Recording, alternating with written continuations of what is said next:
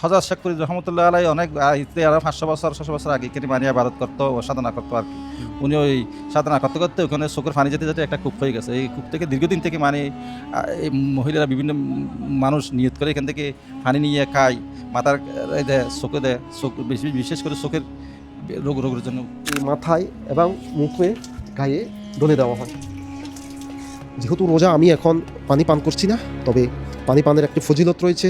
পানি পান করলে অনেকে দুরারোগ্য ব্যাধি দূর হয়ে যায় এবং চোখে এভাবে ডলে দিলে অন্ধ মানুষ আলো ফিরে পায়, চোখের নানাবিধ যে রোগ বালাই রয়েছে সেগুলো থেকে মুক্তি লাভ করে। আপনার থেকে জানতে চাইবো, আপনার মাধ্যমে আমার দর্শকদের উদ্দেশ্যে জানাবো, অনেকের এ ব্যাপারে একটু ডাউট থাকতে পারে। হযরত শেখ ফরিদ রহমতুল্লাহ আলাইহির দেহ মোবারক যেহেতু দিল্লিতে, ইন্ডিয়ায়, তিনি এখানে কীভাবে আসছিলেন, কত বছর ছিলেন?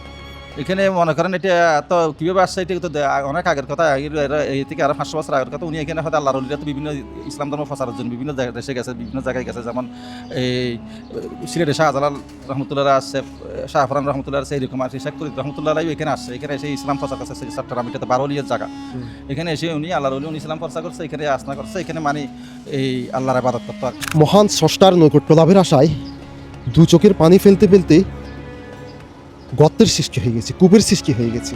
দীর্ঘ 3 যুগ 36 বছর একটানা এই গহীন জঙ্গলে সাধনা করেছেন, মোরাকাবা মুশাহেদার মাধ্যমে স্রষ্টার নৈকট্য লাভের চেষ্টা করেছেন। তিনি আর কেউ নন, হযরত শেখ ফরিদ রহমতুল্লাহ আলাইহি। হযরত অখণ্ড ভারতের চট্টগ্রামের এই গহীন জঙ্গলে আজ থেকে 500 বছর আগে এসেছিলেন সাধনা করার জন্য। তিনি একটি রুটি নিয়ে ঘর থেকে বের হয়ে যান। মার কাছে একটি রুটি ছিল, সেটি নিয়ে এই জঙ্গলে এসেছিলেন। আপনাদের প্রশ্ন জাগতে পারে, আমি যেগুলো দেখাচ্ছি জঙ্গল বলে, এখানে জঙ্গল নেই, এর পিছনেই পাহাড় রয়েছে। সভ্যতার কালের বিবর্তনে এখানে উঁচু উঁচু দালান উঠেছে। তবে আজ থেকে 100 বছর আগে এখানে বাঘ ভাল্লুকের আস্তানা ছিল। এখানে ছিল গহীন জঙ্গল, হিংস্র বন্যপ্রাণীর উৎপাত ছিল। এই গহীন জঙ্গলে হযরত শেখ ফরিদ রহমতুল্লাহ আলাইহি এসে একটানা 3 যুগ সাধনা করেছেন, আল্লাহর নৈকট্য লাভ করেছেন এবং চোখের পানি ফেলতে ফেলতে একটি কূপের সৃষ্টি হয়ে গেছে। প্রিয় বন্ধুরা, আপনারা ঠিক ধরেছেন, আমি আজকে আপনাদেরকে দেখাবো শেখ ফরিদ রহমতুল্লাহ আলাইহির সেই অলৌকিক কূপ যেটি চোখের পানিতে সৃষ্টি হয়েছিল। চলুন আপনাদেরকে সেটি দেখাবো। এবং তার অলৌকিকতা এখনও রয়েছে। বিশ্বের বিভিন্ন অঞ্চলের মানুষজন এখানে আসেন এবং চট্টগ্রামের অঞ্চলের মানুষজন এসে এই কূপের পানি নিয়ে যান।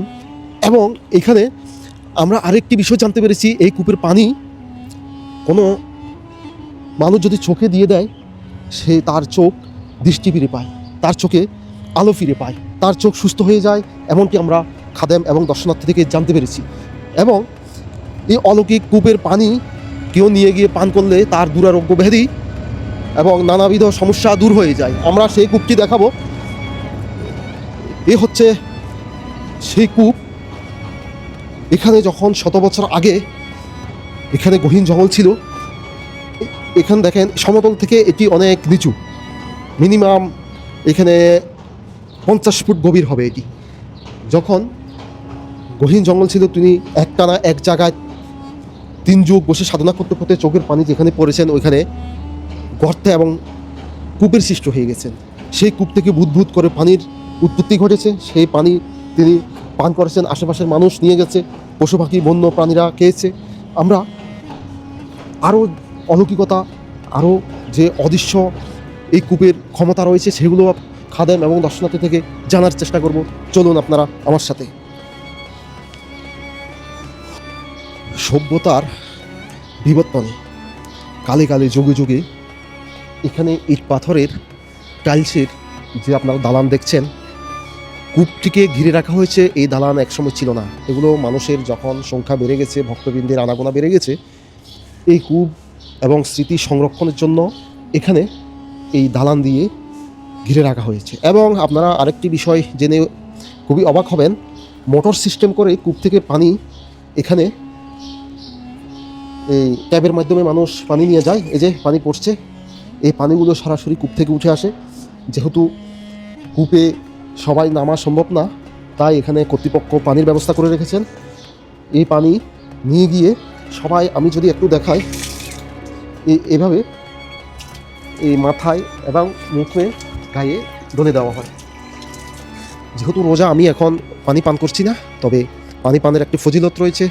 পানি পান করলে অনেকে দুরারোগ্য ব্যাধি দূর হয়ে যায় এবং চোখে এভাবে ডলে দিলে অন্ধ মানুষ আলো ফিরে পায়, চোখের নানাবিধ যে রোগ বালাই রয়েছে সেগুলো থেকে মুক্তি লাভ করে। হজরত শেখ ফরিদ রহমতুল্লাহ আলাই অনেক আরো 500 বছর আগে এখানে মানিয়ে আবাদত করতো ও সাধনা করতো আর কি। উনি ওই সাধনা করতে করতে ওখানে চোখের পানি যেতে যেতে একটা কূপ হয়ে গেছে। এই কূপ থেকে দীর্ঘদিন থেকে মানে এই মহিলারা বিভিন্ন মানুষ নিয়ত করে এখান থেকে পানি নিয়ে খায়, মাথার দেয়, চোখে দেয়, চোখ বিশেষ করে চোখের রোগের জন্য উপকার। বিভিন্ন মানুষ এখান থেকে এসে চোখের দেওয়ার জন্য পানি নিয়ে যায় এই কূপ থেকে, মাথায় কামড়ির জন্য, মাথা ব্যথার জন্য পানি নিয়ে যায় এই আর কি, বিভিন্ন রোগের জন্য। এটা অনেক রুগী ভালো হয়েছে, এরকম অনেক ইয়ে আছে, রোগীরা ভালো হয়, ভালো হয়েছে, অনেক রেকর্ড আছে এরকম। মানে চোখ, বিশেষ করে চোখ, মাথা কামড়ে এগুলি ভালো হয়, এরকম অনেক রেকর্ড আছে। মানে মানুষ এসে বিভিন্ন ধরনের বক্তরা এসে এখান থেকে এগুলি নিয়ে যায়। আচ্ছা, আমি একটা বিষয় আপনার থেকে জানতে চাইবো, আপনার মাধ্যমে আমার দর্শকদের উদ্দেশ্যে জানাবো। অনেকের এ ব্যাপারে একটু ডাউট থাকতে পারে। হজরত শেখ ফরিদ রহমতুল্লাহ আলাইহির দেহ মোবারক যেহেতু দিল্লিতে, ইন্ডিয়ায়, তিনি এখানে কীভাবে আসছিলেন, কত বছর ছিলেন এখানে? মনে করেন এটা তো কীভাবে আসছে, এটা তো অনেক আগের কথা, এই থেকে আরো 500 বছর আগের কথা। উনি এখানে হয়তো আল্লাহর ওলিরা তো বিভিন্ন ইসলাম ধর্ম প্রচারের জন্য বিভিন্ন দেশে গেছে, বিভিন্ন জায়গায় গেছে। যেমন এই সিলেটে শাহজালাল রহমতুল্লাহ আছে, শাহফরান রহমতুল্লাহ আছে, এইরকম আর শেখ ফরিদ রহমতুল্লাহ এখানে আসছে। এখানে এসে ইসলাম প্রচার করছে। চট্টগ্রাম, এটা তো বারোলিয়ার জায়গা। এখানে এসে উনি আল্লাহর ওলি, উনি ইসলাম প্রচার করছে, এখানে আসনা করছে, এখানে মানে এই আল্লাহর ইবাদত করতো আর কি। কত বছর আগে আসছে? এগুলি প্রায় আরো 500 বছর আগে। 500 বছর আগে। আর এখানে ওনার কি কি রয়েছে ব্যবহারিক? এনার না, ওনার এইরকম আর কিছু ব্যবহৃত না, এটাই ওনার কূপ। এখানে মানে অলৌকিক আছে কূপ, এই কূপ থেকে আর এটা ওনার নামে মসজিদ, এটা পুরোটাই মসজিদ। আচ্ছা, আর কি এটা এখানে মনে করেন প্রতি জুমাবারে প্রায় 1500-2000 মানুষ হয় জুমার নামাজ পড়ে। প্রিয় বন্ধুরা, এই কূপকে ঘিরে এবং হযরত শেখ ফরিদ রহমতুল্লাহ আলাইহির যে অলৌকিক কূপ রয়েছে সেটিকে ঘিরে এখন এই সভ্যতার বিবর্তনে এখানে মসজিদ গড়ে উঠেছে, মাদ্রাসা গড়ে উঠেছে। এখানে একটি বিশাল মসজিদ আমরা দেখতে পাচ্ছি। এদিকে যদি আমি দেখাই, এটি একটি বিশাল মসজিদ কমপ্লেক্স। এই পাশে রয়েছে মাদ্রাসা, অজুখানা, ওয়াশরুম, এবং এই পাশে আমরা দেখতে পাচ্ছি একটি কবরস্থান। এখন কবরস্থানে যেতে হলে সিঁড়ি বেয়ে উঠতে হবে। আমি যদি একটু দেখাই, কবরস্থানটা এই দোতলায় অবস্থিত নাকি এটি আসলে পাহাড়ে অবস্থিত। এই যে আমি একটু কবরস্থানে যাওয়ার চেষ্টা করছি। এটি যদিও মনে হয় আমরা দোতলায় বা 3তলার সমান উঠছি, এটি মূলত একটি পাহাড়ের চূড়ায় অবস্থিত কবরস্থানটি। এটি একটি বিশাল কবরস্থান। এই যে আমি ভিডিওর শুরুতে বলেছিলাম, এইগুলো একসময় জনমানবহীন পাহাড় ছিল, জঙ্গল ছিল, বাঘ ভাল্লুক সহ হিংস্র জন্তু জানোয়ারের আস্তানা ছিল। আল্লাহর ওলিরা এইসব নির্জন জায়গা বেছে নিতেন সাধনার জন্য, মোরাকাবা, মুশাহিদার জন্য।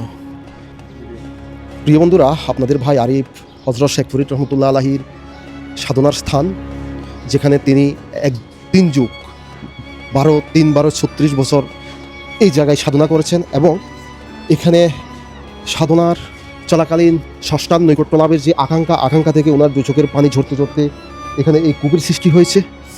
সেই কূপের অলৌকিকতা সম্পর্কে আমরা জানলাম, খাদেমের সাথে কথা বললাম, এখানকার মাজারের বিভিন্ন এই আশেপাশের দৃশ্য আপনাদেরকে দেখানোর চেষ্টা করছি। প্রিয় বন্ধুরা, ভিডিওটি ভালো লেগে থাকলে অবশ্যই কমেন্ট করে জানাবেন এবং চ্যানেলটি সাবস্ক্রাইব করে দিবেন, যাতে নিত্য নতুন আপনারা ভিডিও পেতে থাকেন। তো বন্ধুরা, আজকে আমার বিদায় নেওয়ার সময় হয়ে গেছে। দেখা হবে নতুন কোনো ভিডিওতে, নতুন কোনো স্থানে, নতুন কোনো দরবারে, নতুন কোনো মাজারে। ততক্ষণ পর্যন্ত সবাই ভালো থাকবেন, সুস্থ থাকবেন। আজকে আমি এখান থেকে বিদায় দিচ্ছি। সবাইকে ধন্যবাদ। আসসালামু আলাইকুম।